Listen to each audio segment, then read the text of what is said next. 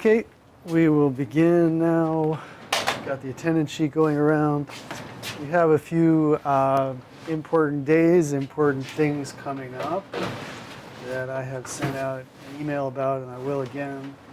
So the most important thing is on Thursday this week, we're going to have a quiz, number 2. And today we're going to review for it, so that's good. And there are Kahoots available as Kahoot challenges for you to play, to rehearse with questions as well. So we'll go through them today and as much as we have time. Next week we have an in-class presentation on industry news, and that's a mandatory attendance thing.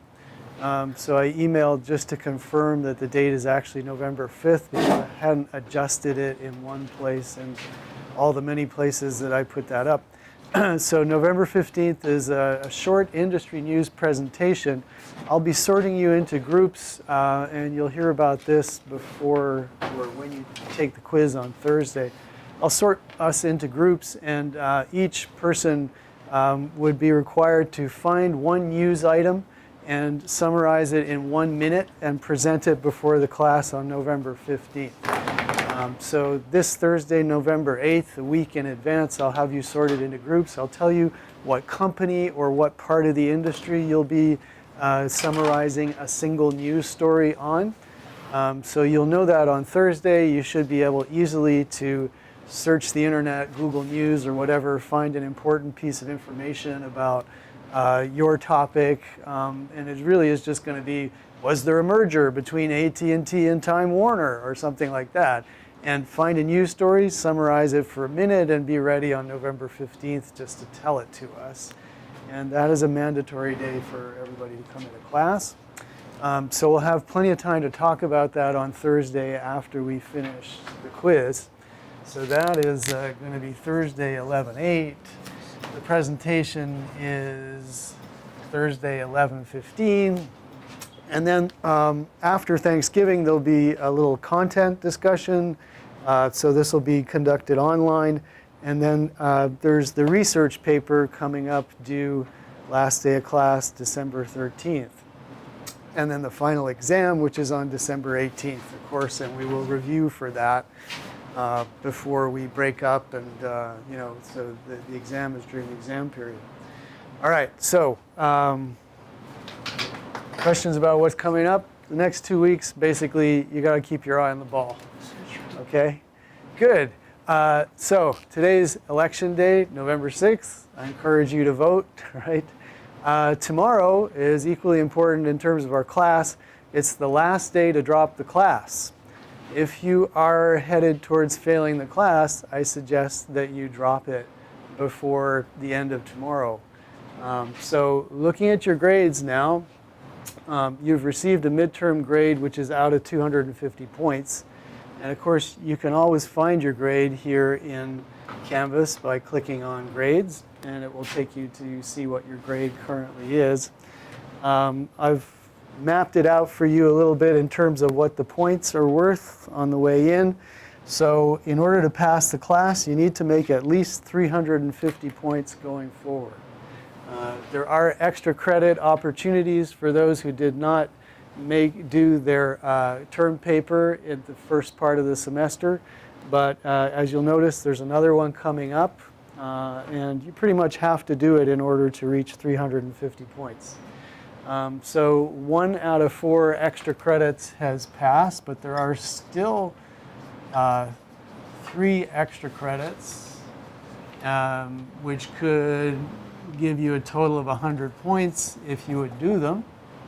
So you can make up for having missed the first term paper if you wish.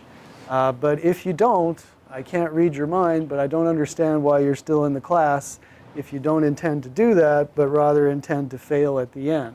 So now's the time to have a serious think through of why you're here, if I'm referring to you, and decide. After tomorrow, I basically have to give you an F if you come through without enough points. So this is something to take seriously. If tomorrow you withdraw from the class, you'll get a W on your record. which is, there's a limited number that you can get of those, but it's not going to ruin your class, your grade point average here at City College or whatever.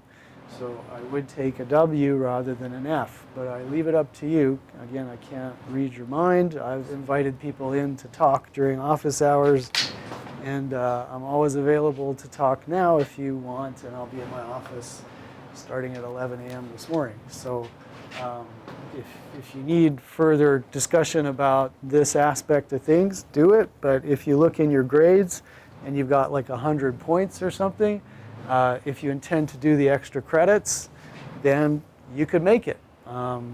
If, let's say you have 100 points right now, you do 100 points of extra credit, that's 200. You do the presentation, that's 250. You do okay on the exam, 270. You do the discussion, 295.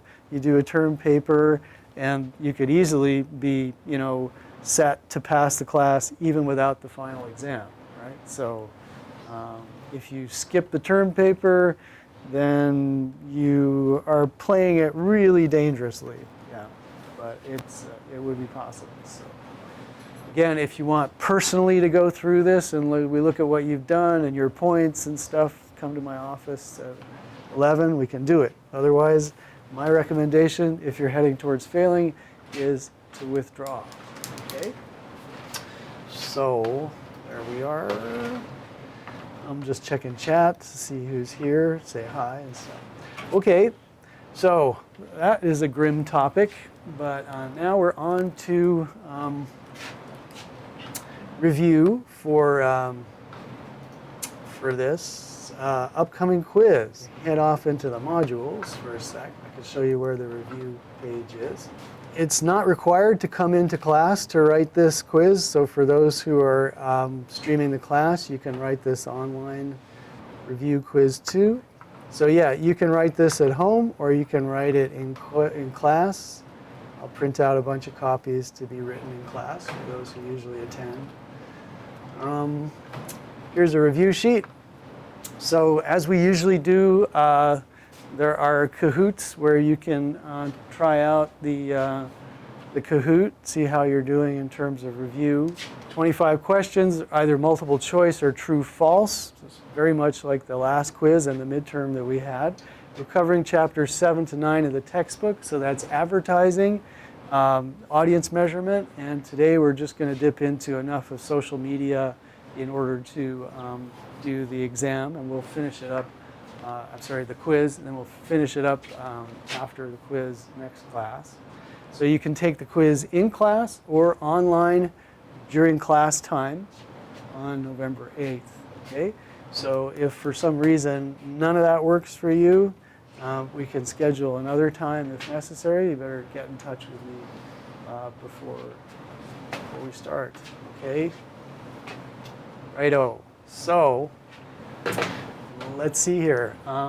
Let's begin with new material from Chapter 9. So this is Chapter 9 concerns social media, and it's a pretty vast and varied topic. So the chapter has quite a limited scope in its discussion of social media.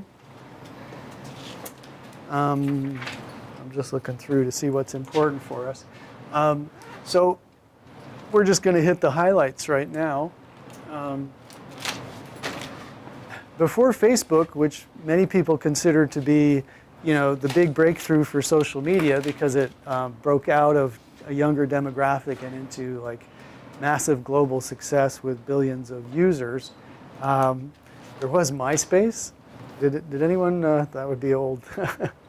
Prior to MySpace, there was Friendster. So Friendster was generally considered the first social networking site out of all that. So it was the groundbreaking social network site.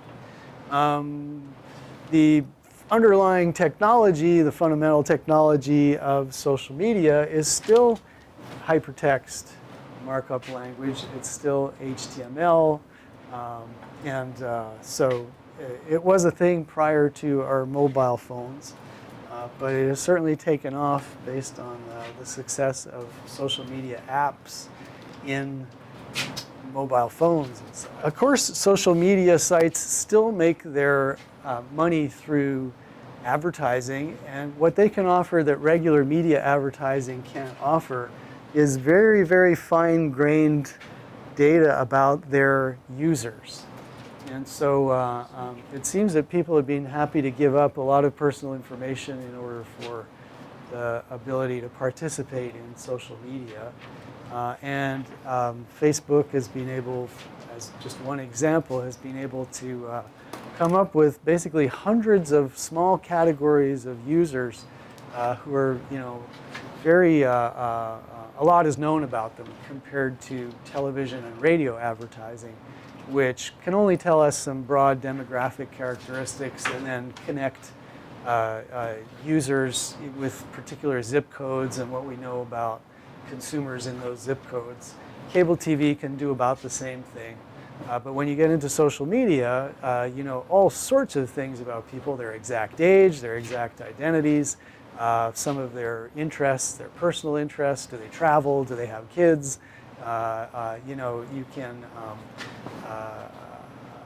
also understand networks of friends due to their interrelations, and so you can leverage that as an advertiser as well. In addition to that, of course, Facebook, for instance, has expanded into a live and video distribution hub. It has produced television-like content. There are pages which people voluntarily like in order to demonstrate their interest in different things like products or social causes and such, political affiliations and stuff. So, so much more is known about social media users than television or old media users that it's incredibly valuable information. And in Facebook has billions and billions of users. So it's a very important development, basically. It kind of surprises me that old school broadcasting is still doing okay. And indeed it does. But we have seen, troubles with the whole development based on the irresponsible use of people's personal data by Facebook. That's been a problem lately, as they found out that a company called Cambridge Analytica was able to get hold of all sorts of user data and sell it for political advertising. And the other thing, which is kind of creating uncertainty, I suppose, would be what exactly is government going to do to regulate advertising and the use of personal data in social media? So that, I think, is the other thing.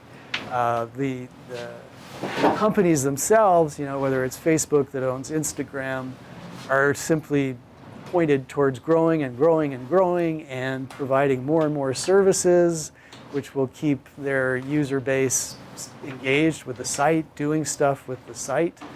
And they're looking to make money in every way possible with people's data. So they're pushing, and the pushback seems to have come around privacy, around the use of that data, and potential government regulation about what they do. And government regulation could extend to what kind of information do you have to disclose when people advertise, so that you don't have Russians presenting a lot of political advertising, and also the American system's hesitation about monopoly. So the Federal Trade Commission, the FTC, has, for instance, broken up large telephone companies, and there's a possibility they could break up large social media companies too, if they wanted to.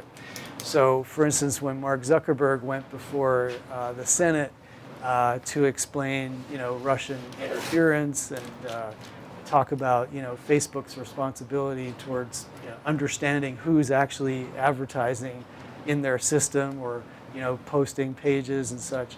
I noticed Lindsey Graham was asking him questions about whether he considered Facebook to be a monopoly, which is basically a threat. It's like, well, if you are a monopoly, we break those up and we break you into pieces. And that's what they don't want. So I think they always have to be careful about that. So there you go. That said, for the exam, we should know about just the nature of various different social media services. So we said that the first one was called Friendster, which maybe gave us friending within Facebook. And so, here the textbook just lays out some of the major characteristics of these different services. So Facebook is dominant in US and globally, and they started off, in a very clever way, recruiting college students to the service. This was a ways back, but they actually proceeded sort of college by college to roll out the service around the United States. So Facebook began with college students and stayed there long enough to sort of develop a faithful following before it expanded out to everybody's mother and father and grandparents and stuff. So Facebook started off with college students, basically.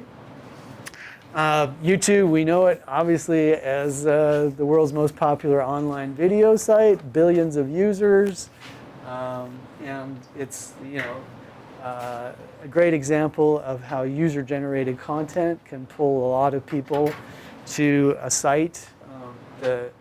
So many people use it as a video server, us included.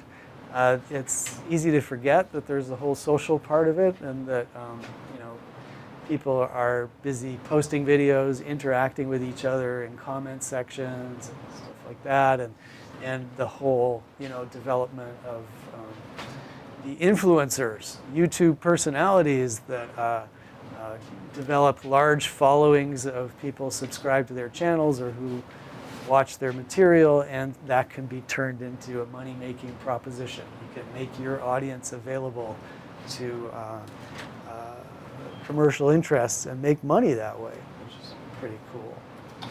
YouTube kind of go out of their way to make that difficult for creators, though? Not that I've heard of. I mean, as far as monetization of their you have to be content. massively successful before you can even begin to monetize. Yeah, I think you have to have at least like 5,000 subscribers before you even cross a certain threshold, and then it's just fractions of pennies for views. But it's a tough game. It's a tough game. Yeah. Let's see, Tumblr, Google Plus. Okay, so speaking of YouTube, which is a Google product, Google Plus was Google's attempt to, I guess, pull together the many services that they offer and create a social, sort of basically integrate all Google users of all the different stuff they use, maybe YouTube, maybe Gmail, some of their lesser known material. For all of that, you have to have a Google account, and they decided, well, we can create a social component around the Google account. So it's basically a layer thrown over all of Google's services. It's like a social layer. So anytime you create a profile for any one of the services, you're basically creating a Google Plus profile, and then there are various kind of social media linkages through that. I think when it initially started, we were using it a little bit, but I don't know, has it fallen off? Anyone care about their Google Plus account? Not much, huh? I mean, to me, it's like basically an inconvenience, oh my God, I got to go to my Google Plus account to change my profile picture for, some service. So it definitely didn't do as well as Facebook. That's for sure. But it was intended to compete, right? So Instagram, bought by Facebook for billions of dollars. It's the largest photo sharing social media site. So people doing Instagram histories, that's become a pretty big thing. So it has dominated on the mobile platform versus Facebook was, started off on on a computer platform to begin with. So Twitter, microblogging, 140 characters. We should update that to 280. But so basically a limited number of characters, open access. You don't have to have a verified identity to work on Twitter. So some people like it, but it's gotten bad press in the last year or two for massive amounts of automated activity on the site, bots rather than real people with accounts that are dedicated to retweeting and amplifying messages without actually representing an authentic social interest in those. Best to deliver instant news, so definitely everybody in journalism is on Twitter because it's just such an instantaneous platform. They're learning, news as it breaks, and it's definitely an important tool for journalists and for citizen journalists. So, this whole aspect of citizen journalism where individual citizens can break important news stories, Twitter is a great place for that. So citizen journalism occurs when the ordinary person on the street can use social media and post a picture or an eyewitness account, and it can actually break important news. It's happened plenty of times. It can also mislead a lot of people. Yes, because they're not trained journalists, and so never take it at face value, always follow it up. But I mean, that's pretty much what the journalism community is doing on Twitter. They're basically following down the most authentic of these leads. Yeah. Let's see, what else have we got? Vine disappeared. It was the Twitter 6-second video craze. That didn't last too long. Pinterest, still out there. Online version of a pin board, so that's interesting. LinkedIn, very useful site. Bought by Microsoft. Unfortunately, it became very expensive to use. But LinkedIn is the professionals' social media platform. So when you're ready to get out there and get your resume out there and look for some work, LinkedIn's become absolutely essential for connecting with other professionals. And they also, at a certain point, created a news feed and sort of became a kind of professional, well, I was about to say a professional Facebook type of thing, but not so. But they did integrate a news feed into what was essentially otherwise a kind of a networking platform. So, so the news feed turns it a little more social, a little bit more like a Facebook. Let's see. Other social media, so Reddit and Snapchat are important, interesting developments. We're trying to keep it just to the essentials. So we talked about citizen journalism. As we said, William brought it up, it's the possibility of spreading misinformation because these are not professional journalists who have been kind of trained into objectivity and responsible reporting. So watch out. But yeah, citizen journalism where an individual can actually break news and post eyewitness photographs some of the research that's being done into the inevitable concerns that come up with any new media platform. So this one is, there's the FOMO, the fear of missing out, which I think we've all heard about, which is a documented result of social media, which is where you're looking at everybody leading these great lives and just like, oh, how come I can't, how come my life isn't that great? It can also amplify loneliness, and this is important. This ambient awareness. So this is the notion that you're always marginally aware of a large group of people, what they're doing. You know, so you're loosely connected to them, but you're connected, you know, a long time, and you can always sort of find out what's going on with them. So that's a very, you know, new and particular type of awareness, ambient. You know, ambient means kind of like it's out there in the air, you know. Hey, Max. So ambient awareness is kind of like basically you're aware of everybody without necessarily being connected to them, which is a weird but interesting phenomenon, I guess, when if you consider, you know, social life prior to social media is basically you could get letters from a few close people, but otherwise, unless you saw them, you wouldn't really know what was going on with them. So I think that's really the most important stuff that we want to cover today about social media before we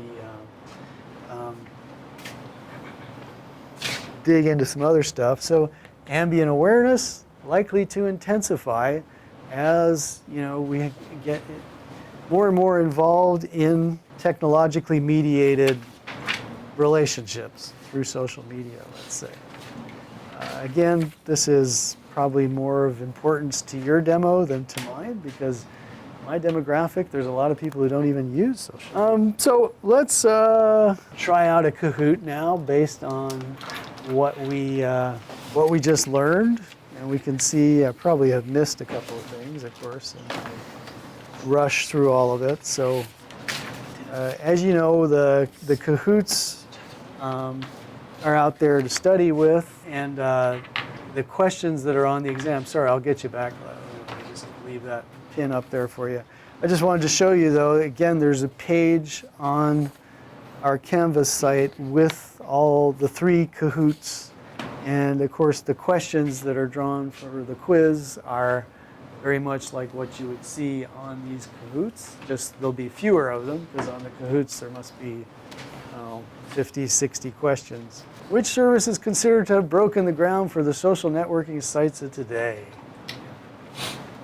Pukipa, LiveJournal, Blogger.com, or Friendster? All right, magnificent, unanimous, 7 out of 7, excellent. All right, blogs can be considered watchdogs of both the government and the media. Okay, 6, that's almost unanimous, excellent. So yeah, blogs is, there's been some quite important, you know, sleuthing done by certain blogs. Which of the following describes Facebook? A social layer across all of Google's services, a social network designed to connect college students, a counter-textual interface, what on earth is that? A liberal news site. Mostly right, a social network designed to connect college students. So, you know, eventually it branched out into everybody and their grandma, but it began as a college site. Which of the following best describes Instagram? A video game playing community, a place to store visuals, a microblog, a social network. Oh, nice, 5 out, we're pretty good. A place to store visuals, so Instagram more associated with visuals than the others. Which of the following best describes Twitter? A microblogging social networking site, a job search network, an investigative reporting site, an open access network. And yes, unanimity, a microblogging social networking site. Right, excellent, okay. So something collects pages of images reflecting a mood or vision called a self-expression engine. So the correct answer is actually Pinterest. Okay, the self-expression engine. Right. Something is a social network most associated with career and job information. Reddit, Snapchat, blogs, LinkedIn. Excellent. Everybody got LinkedIn. That's a good one. All right. Something is known for impermanent posting that disappears fast. Facebook, Snapchat, Reddit, LinkedIn. Okay. Excellent. 6 out. Perfect. Good job. These social medias are fun. Which platform is primarily issue-oriented, where ideas are shared, not photos and likes? So issue-oriented, where people write their ideas out there. All right. So split. between blogs and Reddit. But the answer for the textbook is blogs. Okay.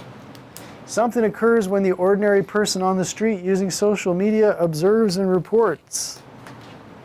Could it be press freedom, cyber news, citizen journalism, or gatekeep mayhem? Okay, so citizen journalism occurs when the ordinary person on the street can use social media to observe, report, perhaps break news.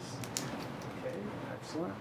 Being loosely yet incessantly connected with others via social networks is called alternative linkages, parasociality, digital closeness, or ambient awareness. Ambient awareness, 4 people got it. I jumped the gun on somebody who was thinking. Next up, what are we doing? What's not true about internet privacy? Did we mention this? Apple refused to unlock phone of San Bernardino terrorists. Digital communications make government surveillance easier. Users feel in control of their data on social media sites. If you post stuff online, it may stay there forever. So which of those is false? Not true. All right, yes, most people feel that way. Users feel in control of their data on social media sites? Not really. Okay, and there we go. Way to go, William. Takes the podium, Nico and JW. There as well. Fantastic. All right, that was good prep. We are going to jump into audience measurement now. Let's see how we do on audience measurement without a big review. So we'll do the review based on the questions that come up. And then we'll dig way back into advertising, way back when. So let's do this one. Yes, Nielsen's audimeter was first used to measure which of the following? This sounds like audience measurement. Primetime viewers starting in 1960, radio station listeners in the 1930s, radio and TV audiences in the 50s, or television station viewers in the late 1940s. So how we do? 2 people got it right. Radio station listeners in the 1930s. So yeah, the audimeter went way back to the beginnings of audience measurement. So there was only radio in the 1930s, and it was like a little kind of ticker tape that was attached to your dial on your radio. So when you turned to a station, it would actually draw a line over to that station. And that was viewed as, a better, more reliable data than you could get by just phoning people up and saying, what are you listening to now? Or as they would lie or forget or stuff like that. Okay, so the audimeter goes way back to radio in the 1930s. All right, the DMA stands for Dynamic Media Advertising, Designated Market Area, Dominated Media Area, or Digital Marketing Association. Good thing we're reviewing these. Boom. Okay, so majority got it right. So the DMA refers to the designated market area. So in audience measurement and in the FCC licensing the way they organize licensing for radio and television across the country, they break the country down into about 200 designated market areas, like the San Francisco Bay Area. And then they do the ratings within those areas. So you're competing against other stations in San Francisco, San Jose, and Oakland when you're in this DMA. You're not competing against Los Angeles or New York. So DMA is a designated market area. So the country is being broken down that way for decades. Okay, in a 1 million television household area, COPS is seen in 150,000 homes. What is its rating? 1,000, 1,500. So, turns out to be 15. Okay, so how would you figure that out? Well, you basically want to get your answer over 100. So if you cut off 4 zeros and cut off 4 zeros, you'll get 15 out of 100, which is 15%. And that's your rating. Okay? So remember that the way you calculate rating is impressions over universe. That's the most simple rating thing. Now, had we said that 150,000 people were watching, same number of impressions, but there were only, let's say 500,000 televisions on at the time. So then we would be calculating what's called share. And so share is the number of impressions over number of households using television at the time, 500,000. So, your share would turn out to be 30% in this example. That's the difference. However, we'll stick to ratings and basically say that ratings is the universe, which is the number of TVs that are in the area, over, and so you need to know universe, that's your denominator, and the number of impressions is the number of televisions that actually were tuned into the show. So it turns out to be impressions over universe. All right, well, we can look at that again just before we leave or something. Radio stations' ratings often measure audience in terms of, what would they do? Diary household, share, average quarter hour, or minutes and seconds? Yes, very good. The average quarter hour. The reason for that is people spin the dial so much in radio that they use smaller segments of time to measure radio use than they do television, which is, you're watching a half-hour show or an hour show. But in radio, since you spin the dial so much, they average it out over a quarter hour. So AQH, you'll often see that. Good. If a spot advertisement costs $100 and reaches 1,000 people, what is its CPM? Is it $10, $1,000, $100, or $1? So when calculating CPM, remember CPM stands for cost per, and then the M is that Roman numeral, which is 1,000. So the cost per 1,000, that's your CPM. So here the question says, you reach 1,000 people, it costs $100. What is the CPM? The CPM is $100. So the correct answer was blue, basically. You didn't even really have to calculate anything. You just needed to know that, it's the cost to reach 1,000 people. That's what CPM stands for. So in that case, it was $100 to reach 1,000 people. So the correct answer was $100. So remember, CPM is the cost per mil. If it costs, if you can reach 10,000 people for $100, then, the CPM is $10. When Ford pays for half of a local car dealer's advertising, it is known as what? So this is where the manufacturer teams up with the local retailer, and they split the cost. So they go together in order to pay for an advertising. So what would that be called? There we go. Yes, very good. Cooperative advertising. So when the manufacturer cooperates with the retailer, then it's cooperative advertising.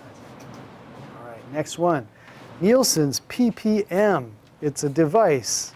What did it stand for? Point of use personal meter, portable people meter, personal people meter, personal portable meter, personalized portable metric. Good Lord. Tongue twisters there. So the PPM. Alrighty, so the correct answer is the portable people meter. Okay, so the PPM is a little device that picks up codes that are embedded and played along with your music on the radio or your television show on the TV.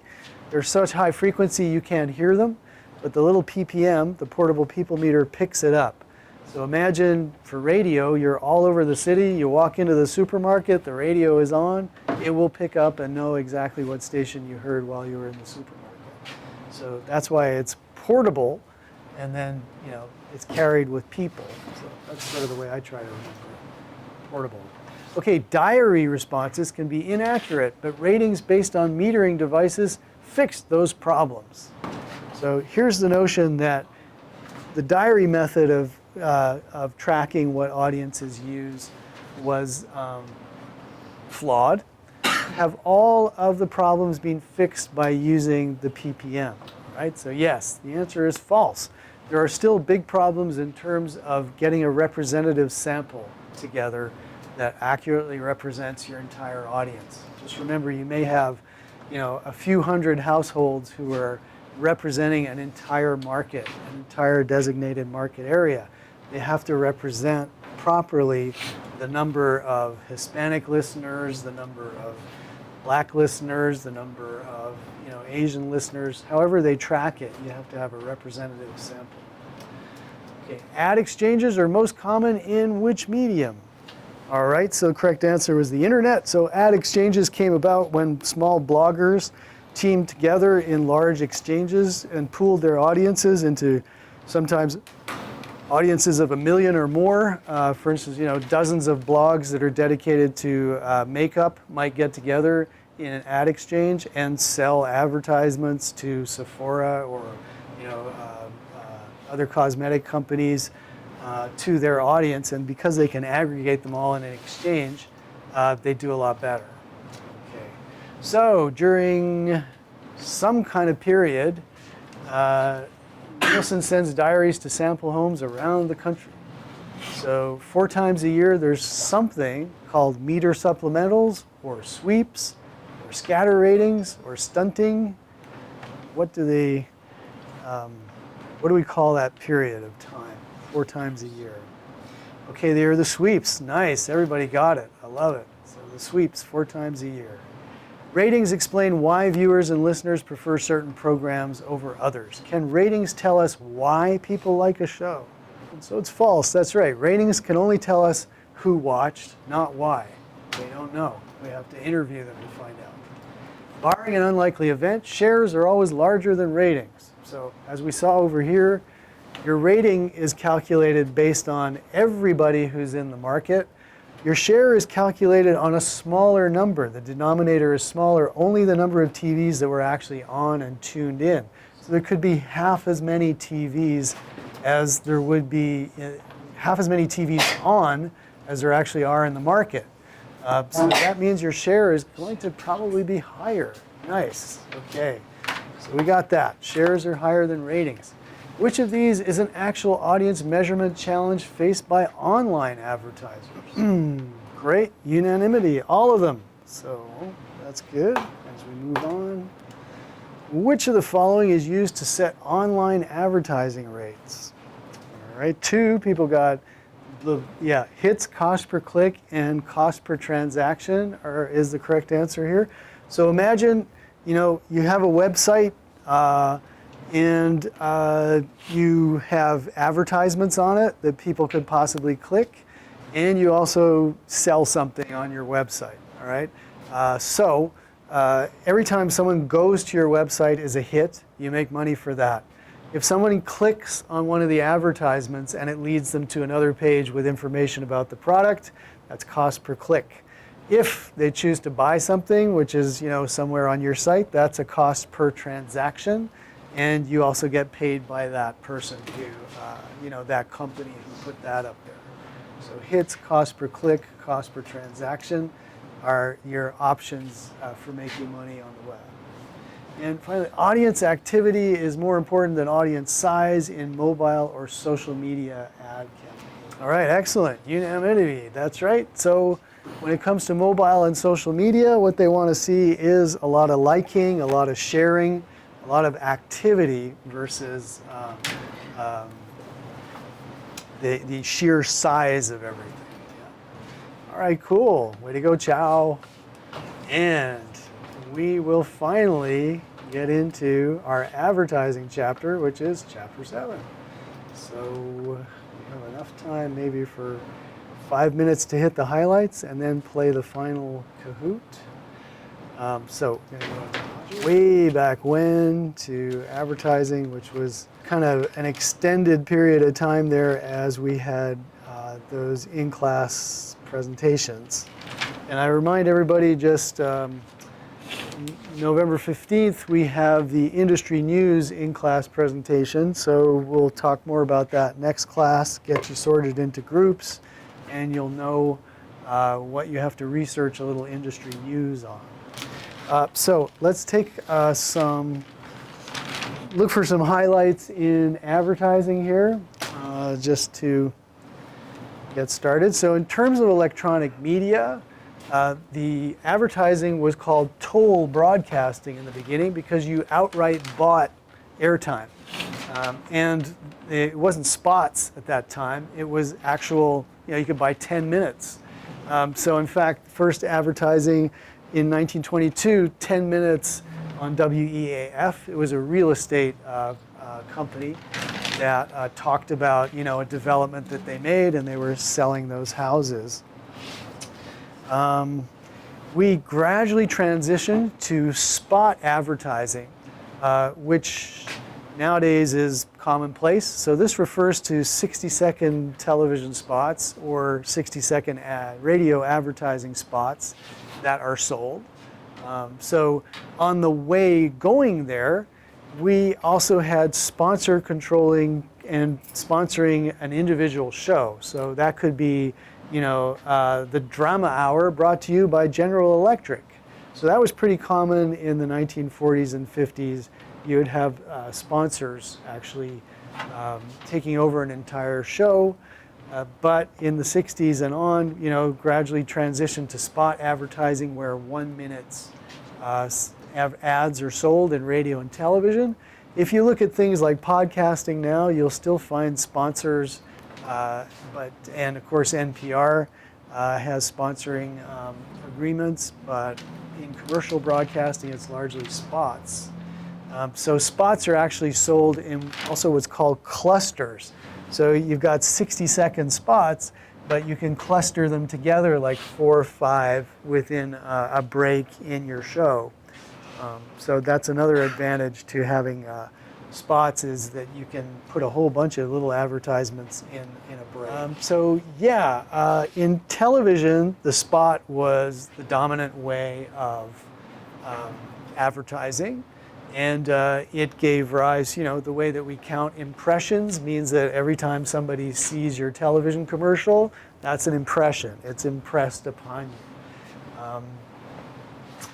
As things developed in broadcasting, so television in its heyday in the 1960s and 70s, you would get huge numbers of impressions because you had like 30 million people watching a show. But as cable took over and you had more and more channels, we have what we see nowadays, which is that the number of people watching any individual show has gone down to like 3 million a night on a good night for broadcast TV. So you're seeing way fewer impressions because of the increased fragmentation that comes around with cable. So when cable is giving you more and more channels, you get fewer and fewer impressions out of each channel because people are spread all over the place watching different channels. So cable leads to fragmentation, which leads to lower numbers. So the audience gets fragmented in cable. The best days for display advertising on TV was when there were only a few networks, right? Okay, nothing important on there. Advertisements are largely created within advertising agencies. There are different types of agencies. There are a lot of media buying services, which basically they have all the audience data that we talked about during audience measurement, and they help companies buy the appropriate advertising opportunities on different media. They, for instance, would use CPMs to say, well, it's really cheap to reach your audience on social media. We recommend you buy there versus buying on national TV, which you'll get a 300 million audience during the Super Bowl, but you only want to reach 20 million of them. You're wasting your money. So that would be sort of media buying services.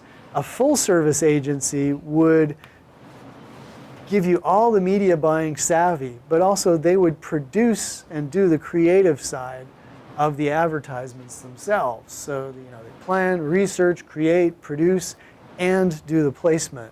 So there are many full-service agencies that are working nowadays. There's also creative boutiques which just do the ads without placing. Another thing is, as people have been skipping, I'm just running over a lot of these things here. But as people have been skipping the advertisements, we're seeing more and more product placement. I'm just looking even for, my God, these slides are impossible, these ones. So as people skip ads, they're doing more product placement, which means just getting the company's product into the television show so people can actually see it that way because they're skipping the advertisements. Yeah, so the chapter talks a little bit about the strengths and weaknesses of different advertisement ad media, basically. So radio is obviously not the hottest, most up-to-date medium, but what it does have in its advantage, it's local. So radio operates here in San Francisco and creates programming for San Franciscans. And it's relatively cheap and reaches a lot of people, right? Television is more expensive and it's typically more national in scope. So, radio's local, it's low advertising costs, high exposure. You can get your ads up there in heavy rotation. People are going to hear them a lot, okay? So that's the advantages of radio, for instance. Let's talk online media as a good kind of alternative. Online media, for instance, has different display opportunities, like on a website.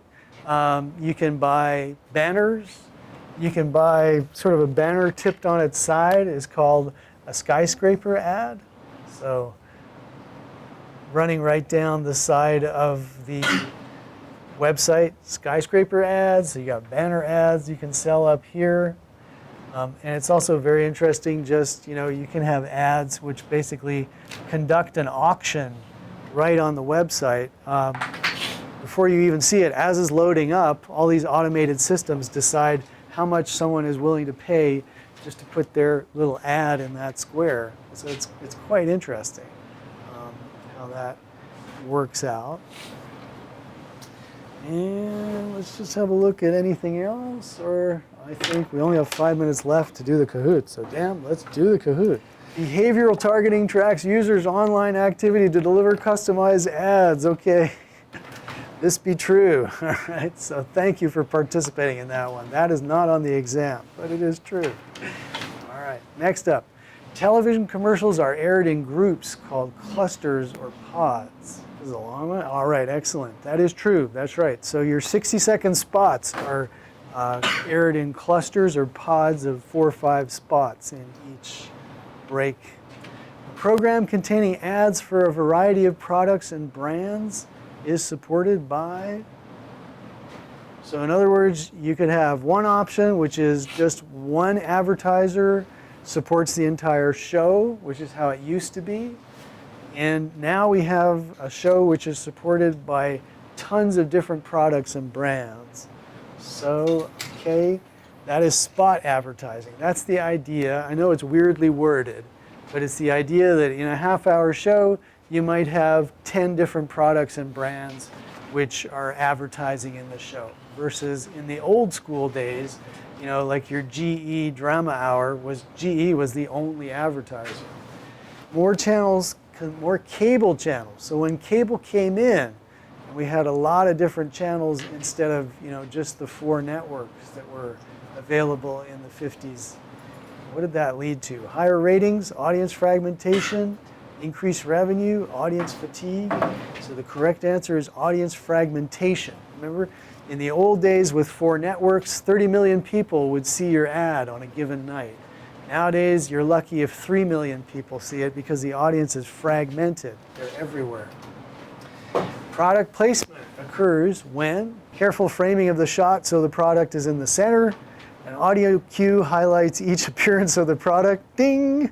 Companies pay to have their product featured in a show, or green advertisements for food are placed at meal times. So absolutely, companies pay to have their product featured. There's a huge, glass of Coke sitting there on the reality TV show's desk. Radio advertising was born in 1926 when General Mills produced a jingle for Wheaties. 1949 when Xerox advertised the first copier.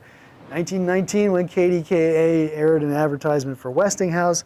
Or 1922, when WEAF aired a 10-minute talk paid for by a real estate firm. So 3 people got it right. 1922 with a 10-minute real estate commercial. That's right. So advantages of some kind of advertising include local, flexible, low cost, large audience. What would that be? Woo, evenly split. Well, the right answer is radio. So it's local because, radio only works within a designated market area like San Francisco. So it's local to us versus, on the internet, it's all over the world. Flexible, okay. Low advertising costs. Yes, in terms of CPM, it has one of the lowest costs that's out there. The internet would be lower, but it's not local. It is it's very globalized. Okay. A form of online advertisement running down a vertical column on the browser window is called an interstitial, a skyscraper ad, an extramercial, or a banner ad. So it runs down the length of the page.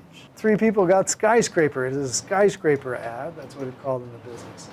Number 9, an advertising agency that can plan, research, create, produce, and place ads in all media is called a full-service agency, a media buying service, a digital agency, or creative boutique. All right, excellent. Full service is the right answer. They can do all of it. And finally, the FCC requires programmers to disclose placement sponsors in the show's credits. Oh.